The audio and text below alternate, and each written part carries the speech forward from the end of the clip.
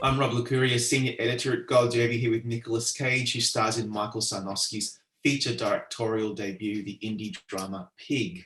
First of all, Nicolas, I wanted to congratulate you on the numerous accolades that the film, and in particular your performance, has received so far this award season. What does recognition for the film and your role in it mean to you?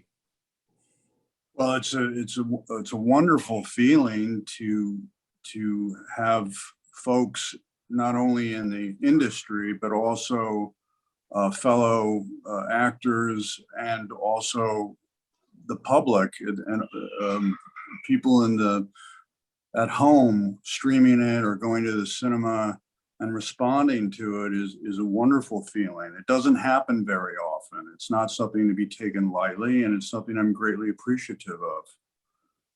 You know, your performance as Rob is so achingly raw, it's honest. But to me, it's one of the best performances you've ever given. It's a guy who has lost everything. He's off the grid, paralyzed by his profound grief.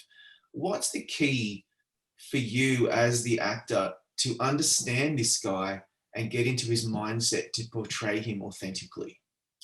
It's a matter of timing. It's a matter of almost like no acting, please.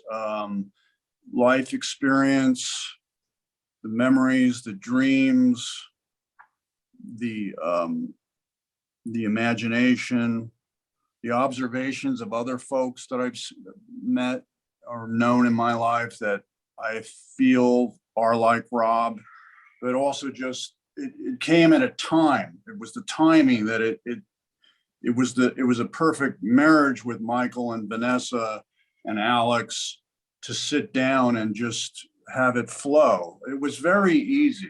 It was almost effortless. We didn't do more than one or two takes. I felt that Michael Sarnowski and I were completely in sync. We had a terrific first meeting, maybe an hour. We expressed our mutual interests in food. Like, did you try the shishito peppers? What do you think of the marinara? So, and also I had this dream the night before I met him. I'm always looking for little signs. And this dream about my cat, and that was just interesting to me that would happen right before I met Michael, which is a movie about this man's relationship with his missing pig. And of course, it's something even deeper than that. Yeah. But it flowed. And you almost develop like a second sight over time where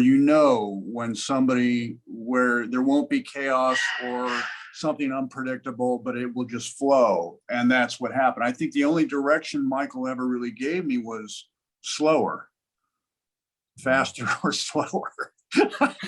Alex got a lot of that too, but just slower. Michael was very interested in slowing everything down, which is cool. Yeah, let it breathe. Let us take it in. Yeah. To me, the entire film can be summed up by the line, "We don't get a lot of things to really care about."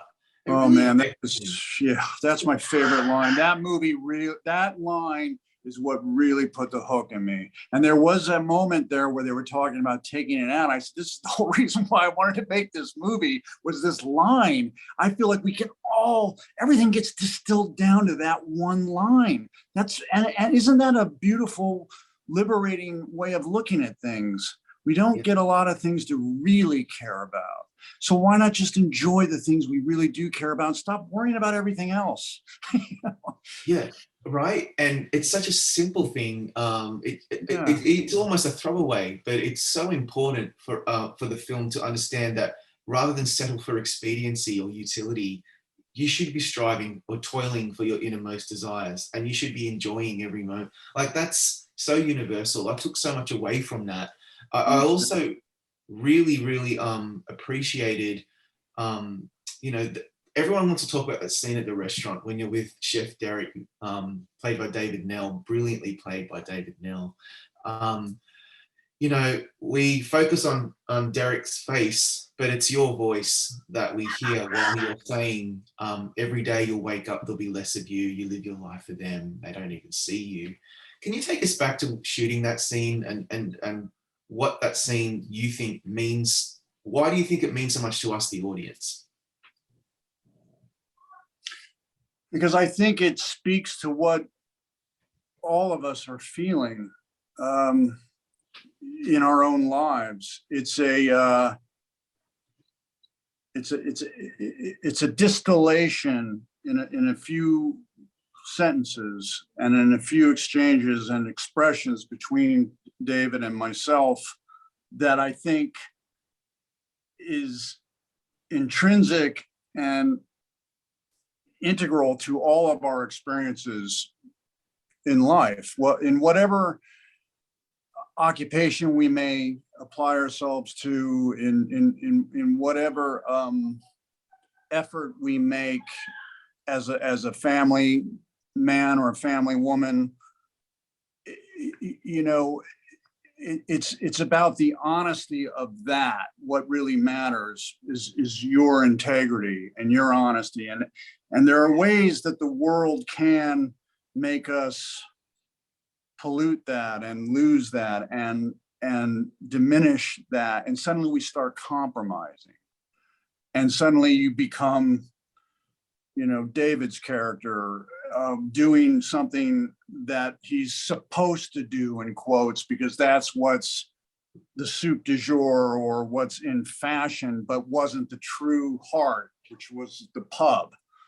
And I think that I really love that scene also because as someone that enjoys British food, I always wanted a pub. So to me, when I was saying those words, I was kind of like also talking to myself. What happened to the pub? Wasn't that what you really wanted? What was your main? You know, and what I also love about that scene was that Rob remembered all of it. He remembered exactly what his dishes were going to be, and he remembered how excited he was about it. And I also love that Rob fired him because he overcooked the pasta, because that to me, you know, as an Italian, as an Italian American, it's like, you don't overcook the pasta, man. It's got to be al dente, you know.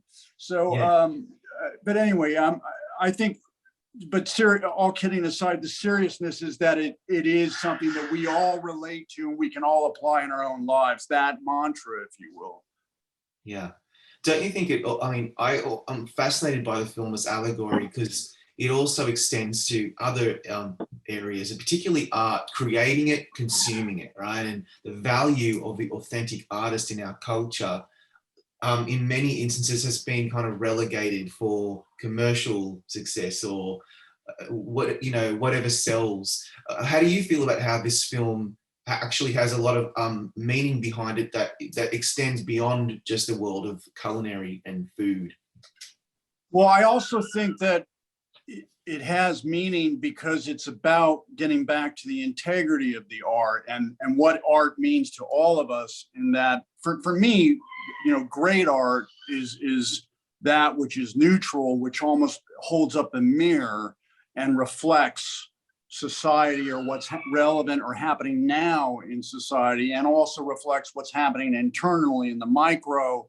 And we relate to that because we're all in this together and we're all connected and we're responding to these things. And when there's something that's genuinely truthful, it's undeniable. You can't cover it up and try to hide it. It's it's like Elvis used to say, the truth is like the sun. You can shut it out for a time, but it ain't going anywhere. And that I think happens with truth in art, and whether it's cinema or whether it's painting, whether it's impressionistic, abstract, or naturalistic. If it's truthful, if it's organic, then we all get to enjoy it together, and maybe it gives us a little relief and gives us some guidance as to how to behave today, or how to take stock in what's just happened to me, this tragedy or this bliss, whatever it may be. Art helps us with that. But having said that, I do think that food, and some people kind of laugh at me when I say this, but I have so much respect for chefs. And who knows what happens when we die? I don't know. But I do think that the experience of food as an art form, which is the only art form that we really ingest, I mean, we're taking it into our bodies, which is why there's so much pressure in that world. The culinary world is fraught with so much anger and anxiety and tension. I mean, if you read Marco Pierre White's book, Devil in the Kitchen, I mean, he just laid into Gordon Ramsay again. And I mean, it's just brutal. Yeah. But that's because we're taking it in. You could get sick, you could get poisoned, you could get, it's just so much pressure. But I do think that when we die, I don't know, I think of all the art forms, I think the experience of food and the memories that our cells contain can take that with us. That one, I think we go into the ground with, I think that really, those experiences go into our DNA. And that's why I love the scene at the end with Adam Arkin. Yeah. When I say I remember every meal you ever cooked, every person I ever served, and the power of food brings the truth out. Now I know what happened to my pig, or Rob knows what happened to his pig. It's the response, the emotional connection to food that tells it. It's not, karate or bloodlust, vengeance. It's just this meal. And to me, that is deeply profound. I totally agree. As a foodie myself, it's so sensory. Every sense is affected by food. You eat food with the people you love. It's just, there's so much going on there, and this film is just so beautiful in the way that it brings it out. I'm so surprised, maybe I shouldn't be, that Michael Sarnowski really doesn't have a lot of experience. This is his feature directorial debut. He just brought this film together so beautifully with Vanessa Block, his co-writer. What did you most value about working with him on something that would have been so profoundly important to him? I mean, like you, I am amazed that level of wisdom and compassion and life experience. I don't know how old Michael is, but he looks very young to me. There's so much depth there. Whatever he's been through and whatever Vanessa's been through, whatever that relationship they have as artists working together, I was in awe of that they could write a tale that would be so applicable and so relevant and have this kind of connection that spans to all age groups. Yeah, I would say I was in awe, but I still don't fully understand how we had this alchemy together. It was like lightning in a bottle. It was these little collisions with Alex Wolff and with Michael and Vanessa, and and Adam. It just happened very quickly and smoothly, and it just seemed like it was one of those things. And it doesn't happen often. Maybe this is the second time it's happened in 43 years of doing this. Started when I was 15, but it just was one of those things that came together in a way that was kismet, and that's the element that you never know. That's the X factor. You never know where it's going to come from or when it's going to happen, but it did, and I'm very thankful for it. And then, of course, Alex Wolff, your co-star who plays Amir, he recently told me that the film means a lot to him because, and I quote, "We love each other as people really, really deeply." How did this bond between you develop? Because it so obviously comes out on screen. Well, I think it was a mutual, mutually inspired experience. He inspired me, and he says I inspired him. And so, being that I look at as myself as a student of film performance, what better place to ask questions and get inspiration than actors from younger generations who are also on this path in cinema. And so, but then I also appreciated him and his sense of humor and his openness. And he was somebody that, will take your call, and we could laugh and FaceTime each other. And I think we enjoyed I think we made our prospective lives a little less lonely just as friends, not only as colleagues in cinema, but as friends. And that developed, there's very few people that you can go onto set with and the relationship carries on afterwards. I think in cinema, sometimes in this path, we get embarrassed or ashamed that we were all so close And then, oops, that was just a movie. We were all acting. It was all just an act. And oh, I'm sorry, I got emotional. But with Alex, we kept it. We kept the fun, and we also kept the camaraderie and the friendship alive. And that doesn't happen often either. No, it absolutely doesn't. I think ultimately the film, what it means to me, is how grief, it can be so painful, obviously, but acceptance of that loss is this thing that is probably the hardest thing to achieve and the most painful.